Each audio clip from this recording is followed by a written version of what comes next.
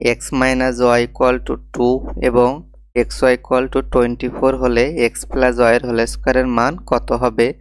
আমরা জানি x plus y এর হোল স্কয়ার সমান 4xy plus x minus y এর হোল স্কয়ার। আমরা এখন মান বসাবো। 4 ইন্টু x এর মান হলো 24 প্লাস x মাইনাস y এর মান হলো 2 এর হোল স্কয়ার। 4 এর সাথে 24 গুণ করলে পাবো 96 প্লাস 2 কে বর্গ করলে পাবো 4। 96 প্লাস 4 100। সুতরাং x প্লাস y এর হোল স্কয়ারের মান হলো 100। অপশনে গ হলো উত্তর।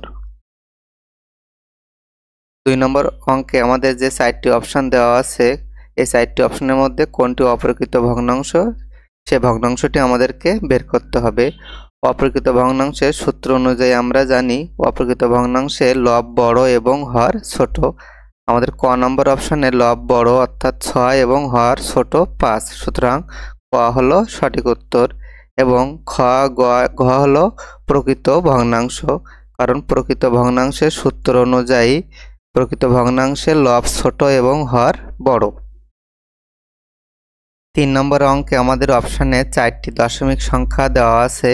এই 4টি দশমিক সংখ্যার মধ্যে কোনটি সবচেয়ে বড় বা বৃহত্তম দশমিক সংখ্যা, সেই সংখ্যাটি আমাদেরকে বের করতে হবে।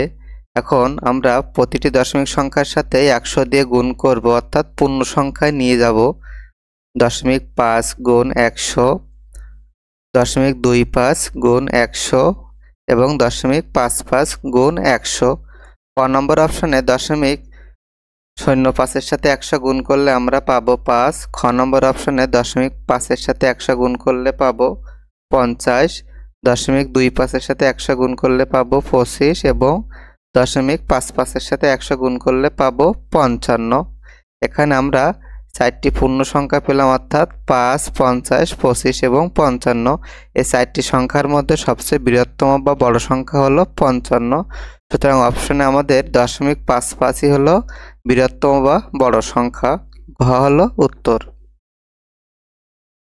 লসাগু এর পূর্ণরূপ কি? লসাগু এর পূর্ণরূপ হলো লঘিষ্ঠ সাধারণ গুণিতক। অপশনে গ হলো উত্তর। বৃত্তের দৈর্ঘ্যকে কি বলে? বৃত্তের দৈর্ঘ্যকে পরিধি বলা হয়। অপশনে গ হলো সঠিক উত্তর।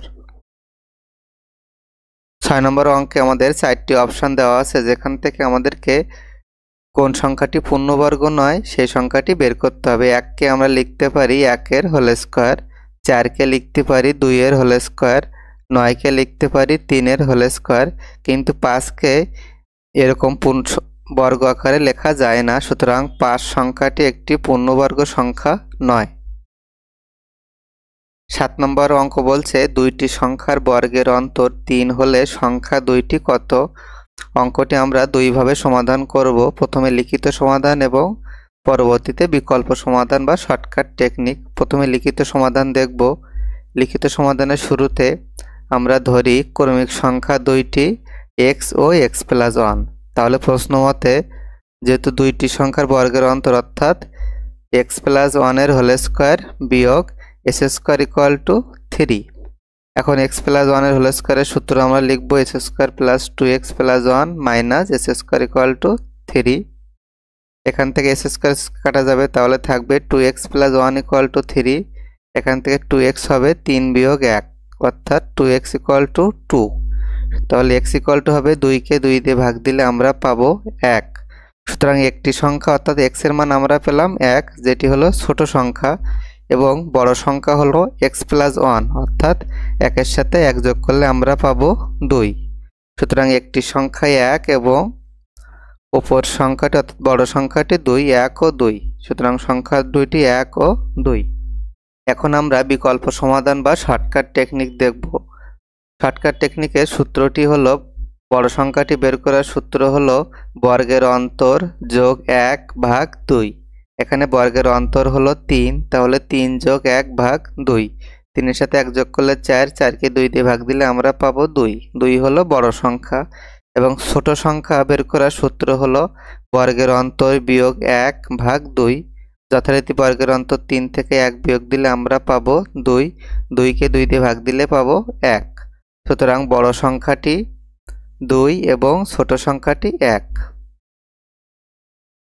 কবির সাহেবের 3 পুত্রের বয়স যথাক্রমে 5 বছর, 7 বছর ও 9 বছর।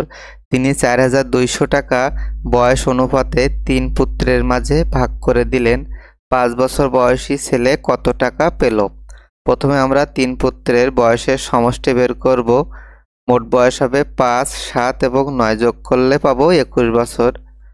সুতরাং 5 বছর বয়সী ছেলে টাকা পাবে, মোট টাকা 4200 গুণ 5 বছর বয়সী ছেলের বয়স 5 ভাগ 3 পুত্রের মোট বয়স অর্থাৎ 21 বছর। এখন কাটাকাটি করলে 21 দিয়ে 42কে কাটলে আমরা পাবো 2 এবং 2টি শূন্য বসে যাবে। 200-র সাথে 5 গুণ করলে আমরা পাবো 5 দুনো 10 এবং 2টি শূন্য বসবে অর্থাৎ 1000 টাকা। সুতরাং 5 বছর বয়সী ছেলে 1000 টাকা পাবে।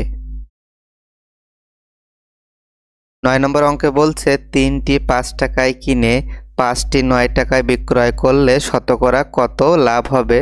অঙ্কটি আমরা শর্টকাট মাধ্যমে করব। সেক্ষেত্রে আমাদের এখানে 4টি বিষয় খেয়াল রাখতে হবে: ক্রয় মূল্য, ক্রয় সংখ্যা, বিক্রয় মূল্য এবং বিক্রয় সংখ্যা। এখানে আমাদের ক্রয় মূল্য হলো 5 টাকা, লাল কালার দিয়ে বোঝানো হয়েছে। ক্রয় সংখ্যা হলো 3টি, অর্থাৎ আমরা 3টি ক্রয় করেছি, ক্রয় সংখ্যার নিচে 3 লিখব। বিক্রয় মূল্য হলো 9 টাকা, সবুজ কালার দেওয়া হয়েছে 9, এবং বিক্রয় সংখ্যা হলো 5টি, অর্থাৎ আমরা 5টি বিক্রয় করেছি। আমরা সংখ্যাগুলো নিচে লিখলাম। এখন আমাদের শতকরা লাভের সূত্র হবে বিক্রয় মূল্য ইন্টু ক্রয় সংখ্যা বিয়োগ ক্রয় মূল্য ইন্টু বিক্রয় সংখ্যা ভাগ ক্রয় মূল্য ইন্টু বিক্রয় সংখ্যা। এখন আমরা মান বসাবো। আমাদের প্রথমে বিক্রয় মূল্য হলো 9 টাকা, 9 গুণ ক্রয় সংখ্যা হলো 3 বিয়োগ ক্রয় মূল্য হলো 5 ইন্টু বিক্রয় সংখ্যা হলো 5। নিচে হবে ক্রয় মূল্য অর্থাৎ 5 গুণ বিক্রয় সংখ্যা হবে 5 গুণ 5 ইকুয়াল টু, তাহলে আমাদের উপরে আছে 9-এর সাথে 3 গুণ করলে 27 বিয়োগ 5-এর সাথে 5 গুণ করলে 25 এবং নিচে 5-এর সাথে 5 গুণ করলে 25। তাহলে আমাদের উপরে আছে 27 থেকে 25 বিয়োগ দিলে পাবো 2 এবং নিচে আছে 25। যেহেতু আমাদের শতকরা লাভ বের করতে হবে সেজন্য 100 দিয়ে গুণ হবে অর্থাৎ 100%। এখন কাটাকাটি করলে 25 দিয়ে 100কে কাটলে 4 25 100। আমাদের উপরে আছে 2 এবং 4, 2-এর সাথে 4 গুণ করলে পাবো 4 দুনো 8%। সুতরাং শতকরা 8 টাকা লাভ বা 8% লাভ হবে। অপশনে গ হলো সঠিক উত্তর। কোনো বর্গক্ষেত্রের ক্ষেত্রফল 4 বর্গমিটার হলে এর পরিসীমা কত হবে? আমরা জানি বর্গক্ষেত্রের ক্ষেত্রফল a স্কয়ার ইকুয়াল টু দেওয়া আছে 4, তাহলে a ইকুয়াল টু 4কে রুট করলে আমরা পাবো 2, সুতরাং এর মান পেলাম 2। আমাদেরকে বর্গক্ষেত্রের পরিসীমা বের করতে হবে। বর্গক্ষেত্রের পরিসীমা সমান 4a, তাহলে 4 ইন্টু এর মান পেয়েছি 2, তার সাথে 2 গুণ করলে আমরা পাবো 8 মিটার। সুতরাং অপশনে গ হলো উত্তর। 11 নম্বর অঙ্ক বলছে x ইকুয়াল টু 2 এবং y ইকুয়াল টু 4 হলে 7x মাইনাস 3y এর মান আমাদেরকে বের করতে হবে। আমরা মান বসাবো 7 ইন্টু x এর মান 2 বিয়োগ 3 ইন্টু y এর মান 4, 7-এর সাথে 2 গুণ করলে 14, 3-এর সাথে 4 গুণ করলে 12, 14 থেকে 12 বিয়োগ দিলে আমরা পাবো 2। কোনো আসল সরল সুদে 5 বছরে দ্বিগুণ হলে বার্ষিক সুদের হার কত হবে? আমরা ধরি আসল p ইকুয়াল টু x টাকা, তাহলে সুদাসল a ইকুয়াল টু হবে, যেহেতু আসল সরল সুদে 5 বছরে দ্বিগুণ হয়েছে, সুদাসল হবে 2x টাকা। এখান থেকে আমরা সুদ বের করব। সুদ i ইকুয়াল টু আমরা জানি সুদাসল a বিয়োগ আসল p, এর মান হলো 2x এবং p অর্থাৎ আসল হলো x টাকা। তাহলে এখান থেকে i ইকুয়াল টু পাবো 2x থেকে x বিয়োগ দিলে পাবো x টাকা। সুতরাং সুদ হলো x টাকা। আমাদের দেওয়া আছে সময় n ইকুয়াল টু 5 বছর। আমাদেরকে বের করতে হবে সুদের হার আর ইকুয়াল টু এর মানটা আমাদেরকে বের করতে হবে। আমরা সরল মুনাফার ক্ষেত্রে সূত্র জানি i ইকুয়াল টু PNR ভাগ 100। আমরা এখন মান বসাবো। i হলো সুদ, যার মান আমরা পেয়েছি x, ইকুয়াল টু p হলো আসল, x টাকা গুণ n হলো সময় 5 বছর গুণ r এর মান হলো সুদের হার, যার মানটা আমাদেরকে বের করতে হবে, নিচে হবে 100। তাহলে x x কাটা যাবে, বাম পাশে আমরা 5r = পাবো 100 বা r = 100 ভাগ 5, কাটাকাটি করলে 5 কুড়ি 100। সুতরাং সুদের হার r = 20% বা 20%। অপশানে ক হলো উত্তর। কোনো ত্রিভুজের একটি কোণ অপর দুইটি কোণের সমষ্টির সমান হলে এটি কোন ধরনের ত্রিভুজ হবে? ত্রিভুজটি একটি সমকোণী ত্রিভুজ হবে। সমবাহু ত্রিভুজের প্রতিটি কোণের পরিমাণ কত? মনে করি ABC একটি সমবাহু ত্রিভুজ। সমবাহু ত্রিভুজের প্রত্যেকটি কোণ সমান এবং প্রত্যেকটি কোণের মান 60 ডিগ্রি, অর্থাৎ AB এবং C কোণ প্রত্যেকটির মান 60 ডিগ্রি। অপশানে ক হলো উত্তর। আমাদের সর্বশেষ অঙ্ক বলছে দুইটি কোণের সমষ্টি 90 ডিগ্রি হলে এর প্রত্যেকটি কোণের নাম কি? মনে করি A এবং B দুইটি কোণ। এই দুইটি কোণের সমষ্টি 90 ডিগ্রি হলে A কোণকে B কোণের পূরক কোণ অথবা B কোণকে A কোণের পূরক কোণ বলা হবে। খ হলো উত্তর।